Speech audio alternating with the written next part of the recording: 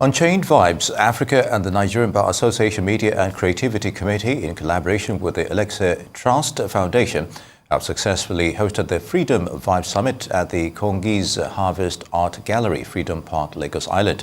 One-day hybrid event themed Safeguarding Creativity on Digital Platforms provided a platform for in-depth discussions on recent developments and critical issues related to creativity, censorship and policy reforms within Nigeria's creative ecosystem. The summit featured a diverse lineup of guest speakers, including representatives from government agencies, civil society organizations, lawyers, skit-makers, filmmakers, musicians, journalists, and other key stakeholders in the creative industry. Those of us at Unchained Vibes Africa are very, very much involved in whatever it is that happens to artists.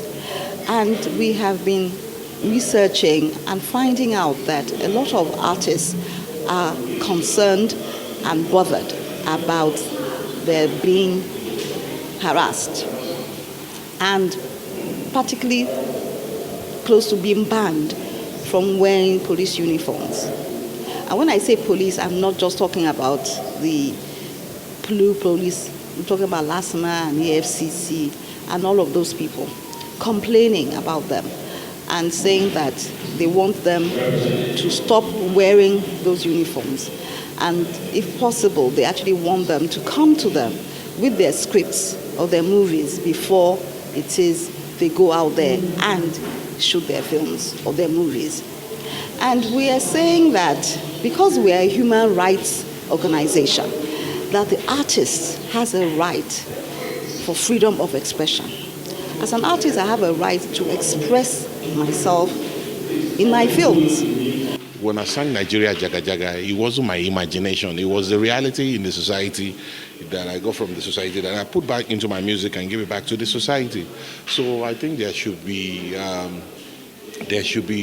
reasonable balance, from both parties, the entertainment industry and the federal government. We should have a round table talk and tell us exactly what is it that you don't like. And my advice to the Nigerian police force is that they should seek government support in order to reform the Nigerian police force. Pay the Nigerian police very well. If you pay the Nigerian police very well, none of them will want to collect bribe on the street. I want to say that this program or this program is a kind of enlightenment to people generally from different worlds, from the creative industry.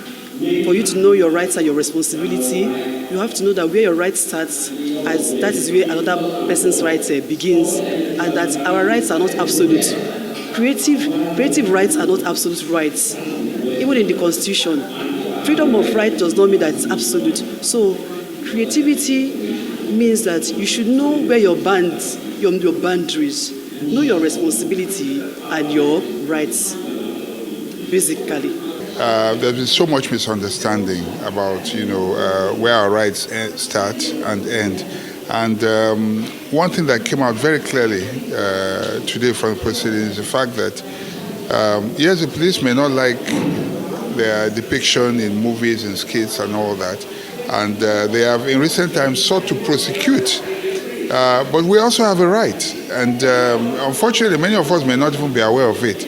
Under the law, there are exceptions.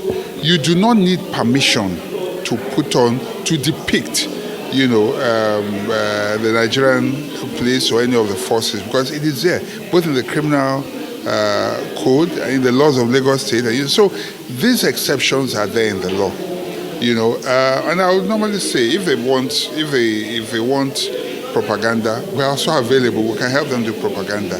But the truth is, we remain the conscience of the nation and of the people.